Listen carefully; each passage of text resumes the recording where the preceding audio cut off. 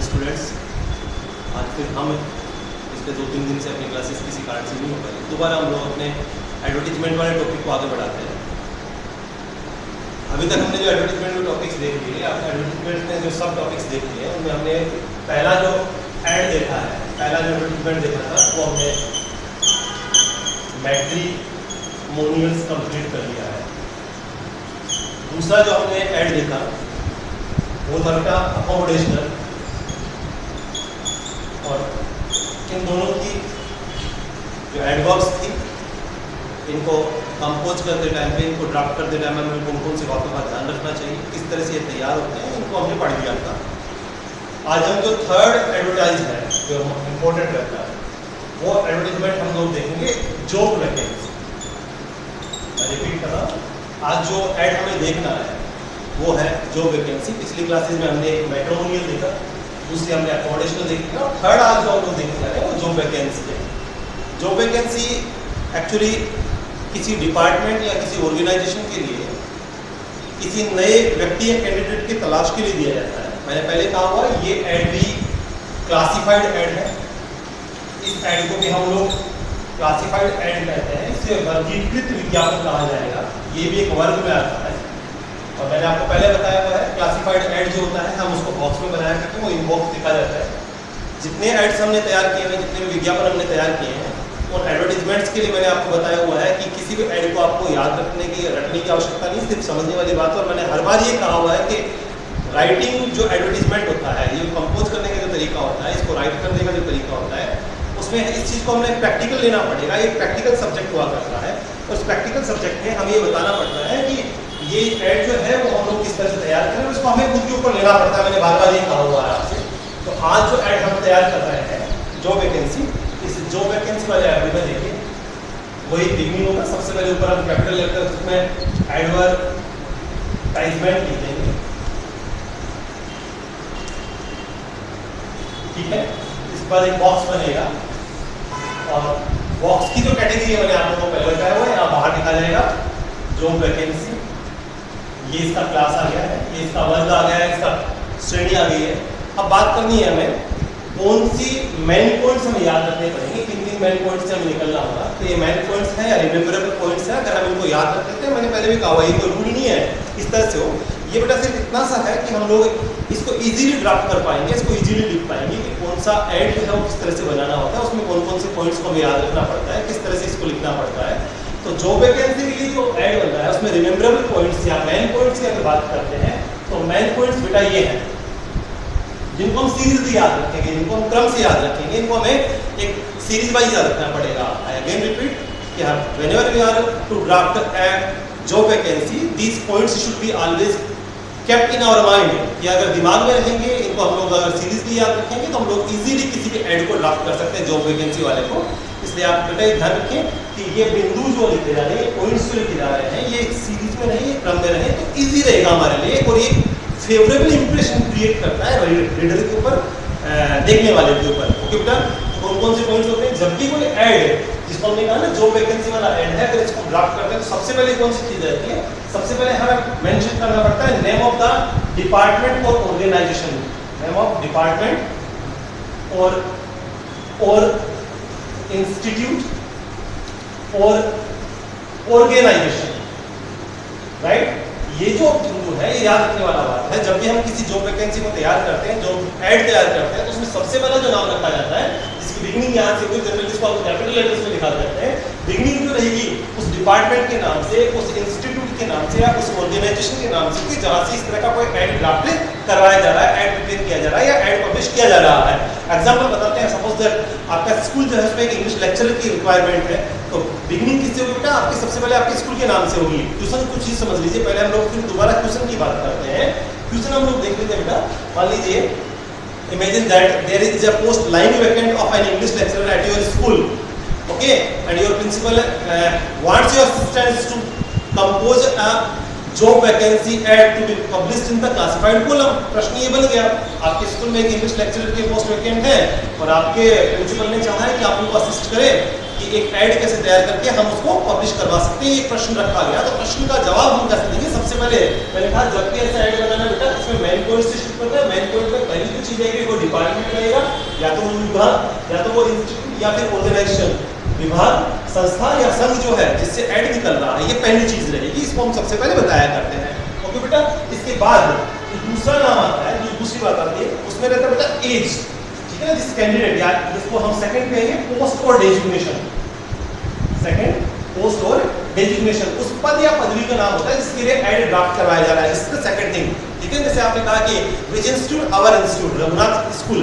दूसरा क्या है, किसका पोस्ट वैकेंसी निकालनी है, तो उस कंडीशन में पोस्ट आ गया। पद या पदवी आ गई है, कौन सी पद के लिए, कौन सी पदवी के लिए आप लोग वैकेंसी निकाल रहे हैं, तो this should be the second thing. Okay बेटा, राइट। अब थर्ड जो होता है, उसके बाद आता है जब भी कोई ऐड ड्राफ्ट करवाया जाता है, जब भी कोई वैकेंसी होती है, उसके लिए भले whether it is from government department or whether it is from private field ना, it always mentioned that which age criteria should be confined to the particular candidate, ठीक है ना। जो कैंडिडेट होता है कौन से एज ग्रुप में कन्फाइन किया जाता है, सीमित किया जाता है। एज जरूर होती है, उसमें कोई एज लिमिट डाल जाती है। जो थर्ड चीज आ गई बेटा, वो बस मेंशन की जाएगी कौन सी, एज। यहाँ पे आयु बताई जाएगी कि कैंडिडेट जो होता है वो कहाँ तक की आयु का होनी चाहिए, कौन सी एज तक का होना चाहिए। जैसे गवर्नमेंट डिपार्टमेंट्स की अगर बात करते हैं, वहाँ पे 35 ईयर्स रखा जाता है। प्राइवेट डिपार्टमेंट्स की अगर बात करते हैं, अगर किसी स्कूल की बात करते हैं, तो वहाँ पे जनरली किसी यंग और एनर्जेटिक बंदे को डेप्यूट करने के, उसको अपॉइंट करने के ज्यादातर चांसेस रहा करते हैं। तो ये एक एज वाली बात आ जाती है, ठीक है। फोर्थ जो आता है बेटा, इसके बाद ये आता है academic qualification, academic qualifications. Okay बेटा, ये कौन सी आएगी, ये एकेडमिक क्वालिफिकेशंस की बात आएगी। इसमें आपको मांगना पड़ेगा कि जो कैंडिडेट आप मांग रहे हैं, जिसके लिए आप एडवर्टीजमेंट ड्राफ्ट करवा रहे हैं या पब्लिश करवा रहे हैं, उसकी एज के बाद उस आदमी की एकेडमिक क्वालिफिकेशंस कैसे होनी चाहिए, ठीक है ना। What should the academic qualification, ठीक है ना, उसने कौन कौन सा काम किया हुआ है, कौन कौन सी डिग्री से ली हुई है, सारी चीजें आपको बतानी होती हैं। इसके बाद जो आता है बेटा, वो आता है बेटा एडिशनल क्वालिफिकेशन। कई बार एडिशनल क्वालिफिकेशंस की डिमांड कर ली जाती है। एडिशनल क्वालिफिकेशन जैसे मान लीजिए इंग्लिश टीचर ही है या इंग्लिश लेक्चरर ही है, उसके लिए जो बेसिक क्वालिफिकेशन रखी जाएगी that should be above BEd, ठीक है ना। कई बार एडिशनल क्वालिफिकेशन मान ली जाती है। एडिशनल क्वालिफिकेशन का मतलब जैसे he should be computer friendly और he must have a good computer knowledge, ठीक है ना, उसको टाइपिंग आनी चाहिए, ये चीज वो चीज, ऐसा बहुत बार मांग लिया जाता है, राइट बेटा। एडिशनल क्वालिफिकेशन के बाद में जो बिंदु आया करता है, जो टॉपिक हमें मेंशन करना चाहिए या जिसको मेंशन करना किया जाता है, वो होता है बेटा लैंग्वेज नॉलेज, लैंग्वेज या नॉलेज ऑफ लैंग्वेज। कौन कौन सी भाषाओं को बोल सकता है, क्योंकि एक टीचर अगर बन रहा है, कोई डिपार्टमेंट अगर आपको इंप्रेसिव वर्क करना होता है, तो वहाँ की लोकल लैंग्वेज आपको जरा आना जरूरी होता है। इसके साथ साथ वो बिलिंगुअल है या सिंगल लैंग्वेज बोल पाता है, इस तरह की बातें वहाँ पर बताई जाती है। तो लैंग्वेज नॉलेज जरूर आ जाता है। नेक्स्ट आता है बेटा एक्सपीरियंस। इसके बाद कई बार एक्सपीरियंस को भी प्रेफरेंस दी जाती है ना बेटा, तो ये एक्सपीरियंस आपको मेंशन कर देना चाहिए। ये जो चीजें मोटी मोटी सी आपके सामने आ गई है। सबसे पहले डिपार्टमेंट का नाम होता है, उसके बाद पोस्ट और डेजिग्नेशन होता है, उसके बाद एज आता है, एकेडमिक क्वालिफिकेशन आती है, एकेडमिक क्वालिफिकेशन के पैरेलल एडिशनल क्वालिफिकेशन चलती है, उसके बाद लैंग्वेज नॉलेज चलता है, ठीक है ना। उसके बाद जो आता है बेटा एक्सपीरियंस की बात आ जाती है, राइट। एक्सपीरियंस के बाद कभी कभी हम लोग बहुत सारे ऐड में देखा करते हैं, स्पेशली जब प्राइवेट इंस्टीट्यूट्स में या प्राइवेट ऑर्गेनाइजेशन का कोई ऐड निकलता है, उसमें एक और चीज मेंशन करवा दी जाती है, वो होती है बेटा पर्सनालिटी। बहुत बार इस चीज के ऊपर भी फोकस किया जाता है, पर्सनालिटी के ऊपर, ठीक है ना। मान लीजिए किसी रिसेप्शनिस्ट के लिए या फ्रंट डेस्क ऑफिसर की कोई वैकेंसी होती है, तो वहाँ पे पर्सनालिटी मेंशन किया जाएगा। कोई मैनेजरियल पोस्ट है, उसके लिए पर्सनालिटी की बात की जाती है। आजकल प्राइवेट स्कूल्स में अगर टीचर्स की बात करते हैं, वहाँ भी पर्सनालिटी को प्रेफरेंस दी जाती है। और पर्सनालिटी के लिए मैंने आपको बताया हुआ है कि पर्सनालिटी जो है ना, अगर जेंट्स स्टाफ से है, अगर कोई मेल है, तो उसके लिए हमने बताया आपको प्लीजेंट पर्सनालिटी बनाने को देनी पड़ेगी। और अगर आप फीमेल स्टाफ मेंबर है, तो आप उसके लिए चार्जेस पर्सनालिटी बता सकते हैं, जैसे कि हमने मैट्रिमोनियल ऐड में देखा था, राइट बेटा। तो एक्सपीरियंस की बात होगी, जब सिर्फ सारी चीजें हो गई, उसके बाद सबसे बड़ी जो बात होगी जो मेंशन कर दीजिए, वो होती है सैलरी, सैलरी ऑफर, ठीक है ना। सैलरी क्या होनी चाहिए, सैलरी कितनी होनी चाहिए, ठीक है ना। तो सैलरी के लिए दो चीजें होती है बेटा। सैलरी जो वेतनमान की अगर बात करते हैं, if we talk about the salary in that condition we can say that it can take the two phases. पहला जो होता है वो होता है बेटा, एक तो होता है आप डायरेक्टली सैलरी डिस्कस कर सकते हैं, बता सकते हैं, मेंशन कर सकते हैं, डिस्क्राइब कर सकते हैं कि हम लोग इतनी सैलरी किसी कैंडिडेट को देने वाले हैं, या उसका एक क्राइटेरिया होता है। जैसे मान लीजिए इंग्लिश लेक्चरर की बात करते हैं, तो लिख दिया 35 to 50,000 या 25 to 30,000, ऐसा लिखा जा सकता है, ठीक है ना। कई बार क्या रहता है बेटा, इसके अलावा एक और चीज रहती है, वो क्या रहता है, इसमें एक और वर्ड लिख देते हैं नेगोशिएबल। एक एक और वर्ड दिया जाता है कौन सा बच्चे, नेगोशिएबल। नेगोशिएबल का मतलब ये है कि व्हेन यू कम हियर ना we will discuss sitting on the table. आप आइए, अगर आप हमें ठीक लगते हैं या हमें आप हमें ठीक लगते हैं या हम आपको ठीक लगते हैं, सारी चीजें फेवरेबल रहती हैं, प्रेजेंट रहती है, तो उस कंडीशन में हम लोग टेबल पे बैठ के आपकी सैलरी डिस्कस कर लेंगे। ये जो 9 एलिमेंट्स और 10 एलिमेंट्स है ना, it should be mentioned in a job vacancy ad. अगर हम इनको कंटिन्यूअसली करते हैं बेटा या कंटिन्यूअसली राइट करते हैं तो हमारे लिए बहुत इजी हो जाता है, हमारे लिए बहुत इजी हो जाता है।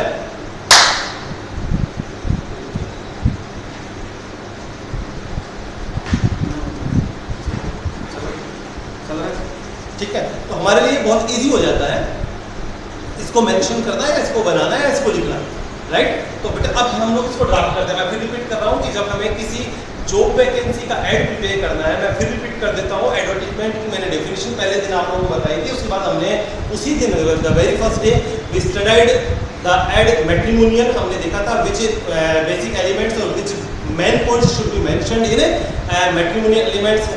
उसके अगले दिन हमने देखा एक बेटा ऐड कौन सा देखा था हमने देखा था अकोमोडेशनल ऐड। अकोमोडेशनल ऐड में हमें कौन कौन सी चीजों को ध्यान में रखना होता है। इसके बाद हमने एक और चीज देखी हुई है, और देखी कौन सी बेटा, वो मेन पॉइंट्स हम देख रहे हैं जॉब वैकेंसी की। सबसे पहले हमें एडवर्टाइजमेंट कॉलम बनाना पड़ेगा, उसके बाद एक क्लास हमने बना दी, कौन सी क्लास है, जॉब वैकेंसी की है। मैंने आपको बता दिया जॉब वैकेंसी को जब भी मेंशन करना होता है, जब भी हमें प्रिपेयर करना है, कंपोज करना है, ड्राफ्ट करना है, लिखना है, पब्लिश करवाना है, तो ये मेन पॉइंट्स हमें ध्यान रखने होते हैं। सबसे पहले वो होगा बेटा उस डिपार्टमेंट या इंस्टीट्यूट या ऑर्गेनाइजेशन का नाम जहां से हम लोग ऐड ड्राफ्ट किया जा रहा है, पब्लिश करवाया जा रहा है। इसके बाद सेकंड जो होता है बेटा जी वो कौन सा हो गया, ये पोस्ट और डेजिग्नेशन हो गई है। उस पोस्ट और डेजिग्नेशन का नाम हमें मेंशन करना होता है, जिसके लिए एज ये एडवर्टाइजमेंट ड्राफ्ट हो रहा है, उसमें एक एज ग्रुप हमें बताना पड़ेगा। एज ग्रुप के बाद में बेटा एकेडमिक क्वालिफिकेशन का नंबर आता है। उसके बाद हम जो है ना वो एडिशनल क्वालिफिकेशंस की बात कर सकते हैं। उसके बाद लैंग्वेज नॉलेज हो जाता है बेटा, कौन सी लैंग्वेज होनी चाहिए, ठीक है। इसके बाद एक्सपीरियंस की बात आती है, तो ये सारी चीजें फेवरेबल होती है। उसके बाद हम लोग क्या डिस्कस करते हैं, सैलरी दैट इज ऑफर्ड। और जनरली कॉन्टैक्ट जो होता है वो हमने शुरू में जो ऊपर डिपार्टमेंट का नाम दिया हुआ है, कॉन्टैक्ट नंबर होगा ऊपर, इसमें जनरली आ जाएगा। चाहे तो हम नीचे भी एक कॉन्टैक्ट नंबर दे सकते हैं। जो लास्ट वन होता है उसमें इश्यूइंग अथॉरिटी का नाम लिखा जाता है। जो 11th एलिमेंट रहेगा उसमें issuing authority, who is issuing the advertisement, authority का नाम जरूर लिखा होता है। जैसे स्कूल का अगर है तो प्रिंसिपल हो गया, सेक्रेटरी हो गया, डायरेक्टर हो गया, मान लीजिए कोई गवर्नमेंट डिपार्टमेंट की बात करते हैं, कंसर्निंग अथॉरिटी का नाम वहाँ पर लिखा जाता है और उसका डेजिग्नेशन लिखा जाएगा। ये सारी चीज इसमें मेंशन करनी होती है। क्वेश्चन आप लोगों के सामने दिया हुआ है, आपके स्कूल में एक इंग्लिश लेक्चरर की पोस्ट वैकेंट है और उस पोस्ट के लिए you are to prepare a job vacancy. Okay बेटा, हम लोग अभी तैयार करते हैं इसको, ठीक है। क्वेश्चन को फिर दिमाग में रखें, आपके स्कूल में एक इंग्लिश लेक्चरर की पोस्ट वैकेंट है और उसके लिए आप ऐड प्रिपेयर करेंगे। सबसे पहली जो चीज आएगी आपको बता देगा एडवर्टाइजमेंट, उसके बाद जॉब वैकेंसी आ गया। अब मेन पॉइंट से शुरू करेंगे हम लोग। मेन पॉइंट पहला कौन सा रहेगा बेटा, पहला का डिपार्टमेंट और इंस्टीट्यूट और ऑर्गेनाइजेशन का नाम। आपके इंस्टीट्यूट का नाम सबसे पहले आएगा, कैपिटल लेटर्स में लिखें, Shri Raghunath senior secondary school Ratangarh, ठीक है। आप लैंडलाइन नंबर 01567, ठीक है, ठीक है, या फिर मोबाइल नंबर यहाँ पे हम लोग डाल सकते हैं। ओके बेटा, ये हो गया आपका इंस्टीट्यूट का नाम। टॉपिक नंबर 1 क्लियर, एक एक टिक करें। दूसरा पोस्ट, यहाँ पे हम लोग शुरू करेंगे। यहाँ पे वांटेड होना चाहिए था सबसे पहले, वांटेड। फिर हम यहाँ पे वांटेड एन इंग्लिश लेक्चरर, ठीक है। इसकी आवश्यकता है कि इंग्लिश लेक्चरर की आवश्यकता है। यहाँ आगे कौन सा मिला, पोस्ट और डेजिग्नेशन, ठीक है। इसके बाद आएगा the candidate must be. Candidate कैसा होना चाहिए यहाँ पे बताना पड़ेगा, यहाँ पे मस्ट भी होना चाहिए। कैंडिडेट कैसा हो उसी कंसर्न में हमसे बात करेंगे। द कैंडिडेट मस्ट बी, सबसे पहले क्या आना चाहिए, एज बिलो 37 ईयर्स, जिससे बड़ा नहीं होना चाहिए, 37 साल तक की एज हो सकती है, पहला। दूसरा एकेडमिक क्वालिफिकेशन की बात करते हैं, MA B.Ed, ये आ गया बेटा सेकंड, ठीक है। एडिशनल क्वालिफिकेशन की बात कर सकते हैं, इसमें कर दिया कंप्यूटर फ्रेंडली, भले प्रोफेशनल नहीं हो लेकिन फ्रेंडली, उसको कंप्यूटर चलाना आना चाहिए, ठीक है ना। लैंग्वेज नॉलेज इसमें हम फ्लुएंट कर देते हैं, इंग्लिश में कैसा होना चाहिए, फ्लुएंसी होनी चाहिए। लोकल डायलेक्ट, लोकल बोली भी आनी चाहिए, यहाँ की स्थानीय भाषा से भी उसे परिचित होना चाहिए, ठीक है ना। एक्सपीरियंस जैसे कर दिया यहाँ पे 10 इयर्स, कम से कम 10 साल का एक्सपीरियंस ऐसे बंदे को होना चाहिए। अगर ऐसा है तो सैलरी हम लोगों ने यहाँ कर दिया नेगोशिएबल। ओके, नेगोशिएबल का मतलब हम लोग बैठ के बातचीत करेंगे, राइट बेटा। लास्ट में आप लोग कॉन्टैक्ट नंबर दोबारा डाल सकते हैं और इसमें लास्ट में प्रिंसिपल। ये यहाँ पे वो अथॉरिटी होगी जिसने इस तरह का एक ऐड मेंशन करवाया, ठीक है। मैं रिपीट करता हूँ, जब भी कोई ऐड ड्राफ्ट करना होता है हमें सबसे पहले एडवर्टाइजमेंट, उसके बाद कैटेगरी आ गई, उसके बाद वांटेड यहाँ लिख दिया हमने, बिगिनिंग किसी हुई, डिपार्टमेंट की रेंज से हुई, डिपार्टमेंट या से इंस्टीट्यूट आ गया, Raghunath senior secondary school Ratangarh Churu, mobile number या लैंडलाइन नंबर हमने लिख दिया है। इसके बाद शुरुआत हमने की उस पोस्ट के नाम से वांटेड एंड इंग्लिश लेक्चरर, ठीक है ना। क्या होना चाहिए, एक इंग्लिश लेक्चरर होना चाहिए। उसके बाद हमने उसकी बेसिक रिक्वायरमेंट्स यहाँ पर रखी, रिक्वायरमेंट्स में बिगिनिंग किससे होगी बेटा, एस से होगी, हमने एस डाल दिया 37 इयर्स। उसके बाद क्या लिखा बेटा हमने, एकेडमिक क्वालिफिकेशन एमए बीएड लिख दिया। इसके बाद हमने लिखा है एडिशनल क्वालिफिकेशन की बात कर दी, कंप्यूटर फ्रेंडली हो गया। इसके बाद लैंग्वेज की बात आ गई, फ्लुएंट इंग्लिश में होना चाहिए विद लोकल डायलेक्ट, ठीक है ना। फ्लुएंट होना चाहिए, फ्लुएंट इन इंग्लिश कर देते हैं, fluent English and local dialect हम यहाँ पे लिख सकते हैं। उसके बाद एक्सपीरियंस 10 इयर्स का लिख दिया है हमने, सैलरी यहाँ पे हमने नेगोशिएबल कर दिया। हम लोग बातचीत पे सैलरी डिस्कस कर लेंगे। कॉन्टैक्ट वगैरह किसने इशू किया है, ये प्रिंसिपल ने इशू किया है बेटा। ये एक आज का आपका टॉपिक हो गया है, इज इट क्लियर। कई बार ये भी रहता है किसी रिवर्ट हो जाता है, इससे उल्टा हो जाता है। आप एक कैंडिडेट हैं इंग्लिश लेक्चरर, आपको आवश्यकता है जॉब की, उस कंडीशन में क्या करेंगे, हम यहाँ पे डिपार्टमेंट का नाम नहीं करेंगे, यहाँ पे अवेलेबल कर देंगे, अवेलेबल एंड इंग्लिश लेक्चरर, ठीक है ना। यहाँ पे द कैंडिडेट मस्ट बी नहीं होगा, यहाँ पे ऐसे सीधे लिखे 37 इयर्स एज है, एमए बीएड है, कंप्यूटर फ्रेंडली हूँ, इंग्लिश में फ्लुएंट हूँ, लोकल डायलेक्ट मुझे आती है, 10 साल का एक्सपीरियंस और मैं नेगोशिएबल हूँ। हम लोग बैठकर बातचीत कर लेंगे। तो ये वांटेड और अवेलेबल दोनों क्या। आज की क्लास के लिए इतना ही, बच्चे की क्लास हम नेक्स्ट डे डिस्कस करेंगे। Thank you and have a nice day.